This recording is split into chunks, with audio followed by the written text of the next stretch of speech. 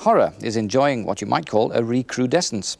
One of the hits of the London Film Festival recently was David Cronenberg's film The Fly, a gory update of a harmlessly tacky Vincent Price vehicle of 1958. There's a new wave of horror writers in Britain, notably Clive Barker and Ian Banks. The guru of the movement, some say, is Ramsey Campbell, Merseyside's answer to Stephen King. And in America, the long-despised comic book has been taken to new heights, or are they depths, of visual sophistication by Alan Moore, a Northampton man famous for his Watchmen series.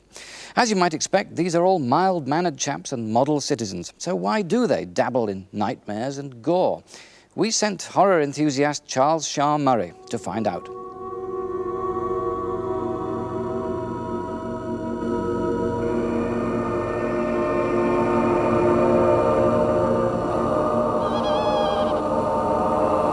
There are dark places in our land where mortal man cannot hope to enter, except at the risk of his very soul. I have trod this shadowy path to a suburban house near Liverpool. Within these walls dwells the entity they call Ramsey Campbell, from whose fevered mind sprang obsession, incarnate, dark companions, and the height of the scream. Campbell holds the secret I must risk my sanity to learn. Why is it that horror is so attractive to serious writers today?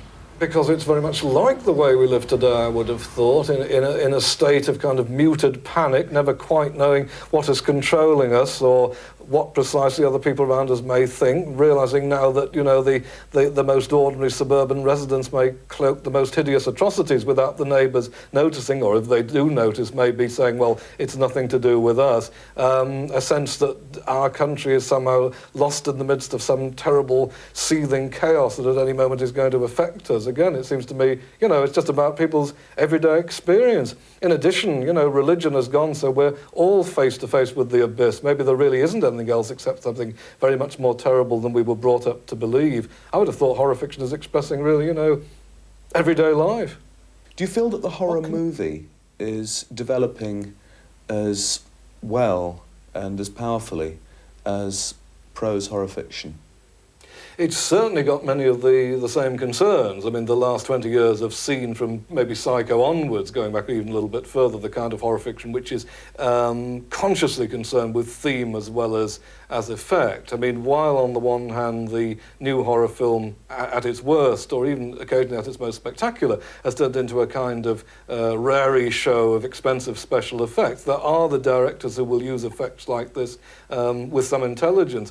George Romero, on the one hand, has clearly got enough wit to use his splatter effect sparingly. Somebody like David Cronenberg, who seems to me to be in the business of taking horror almost beyond the point at which one can watch it. Unlike most of those who do that simply in order to give the audience a rite of passage, to say, you know, look, we mustn't look away, I can watch this, so can you. Cronenberg actually seems to be showing you what you thought you couldn't look at, or what you were afraid to see, and challenging you to do something with that perception.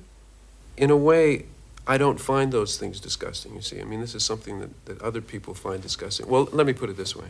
I'm challenging my audience's sense of aesthetics as well as my own. And even in The Fly, I've found that people will readily admit that after they've gotten used to the character who's changed into quite a monstrous creature, by the end of the film, they're kind of used to him, and maybe even fond of the way he looks, you know. And so there's been a change in their response to him aesthetically, and it's because there's some mysteries involved there. I mean, in a sense, that is one of the subjects of my films. It's always struck me as strange that if we were to cut ourselves open and look inside, most of us would be very disgusted at what we saw, but it's us. I mean, it is what we are. It's the substance of what we are, and we carry it around with us all the time. It's the essence of our physical life, and yet we find it repulsive. I find that very strange. The heyday of the horror comic was the 1950s, when the EC Company terrorized America with titles like Tales from the Crypt and Vault of Horror. However, EC was throttled by the rigid censorship imposed with the introduction of the Comics Code. Now, one title has reversed this tide. DC Comics' Swamp Thing hits the stands each month without the code's filtering influence, and its author has become the most famous and admired comic book writer since Marvel Comics' Stan Lee. Both with the power of his visual imagination and the unparalleled flexibility and articulacy of his prose, he has redefined what is possible and what is permissible in a field once regarded as strictly for children. Horror is an undercurrent in all his work, from the political superhero fable Watchmen to the future war SF of Halo Jones. Surprisingly, he is neither from Nebraska nor New Jersey, but from Northampton. His name is Alan Moore. Horror is a very potent social tool. I mean, people tend to have sensibilities that have been jaded by the constant exposure to the media, the news headlines, the sort of stuff on television. People tend to build up a sort of an armour around themselves almost, where they don't really have to experience anything terribly closely. Now, horror is such an excellent cutting tool because it can just slice through all of that sort of accumulated dross and sort of sense of deadened emotions, if you like, and actually shock the reader. And having opened them up, having tenderised them with the shock, is able to get across a very powerful message.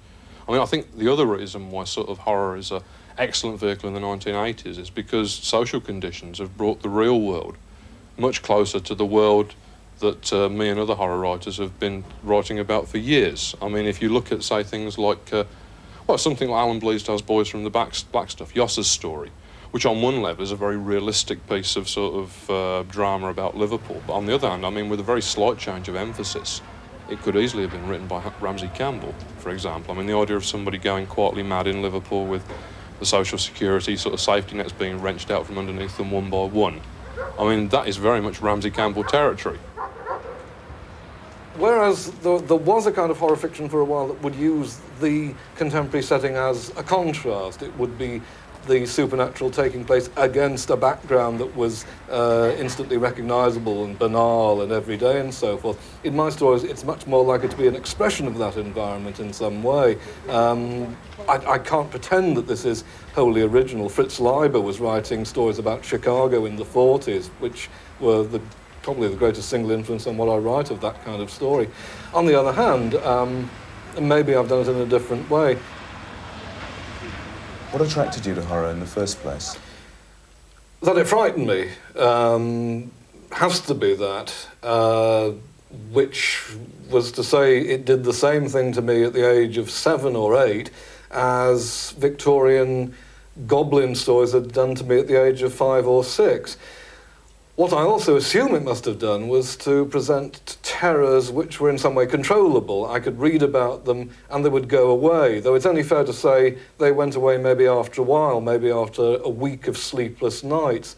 I mean, when you ask me that question in a sense, I actually don't know. I mean, my entire childhood was spent in such a kind of state of panic anyway that it astonishes me that I could read stories which did it to me all over again in a different way. I can only assume that the real appeal of them was that they spoke to something larger than themselves. They actually carried a sense of awesomeness as well as a sense of simple terror, and that's presumably what I was looking for, something bigger than myself that I could latch on to.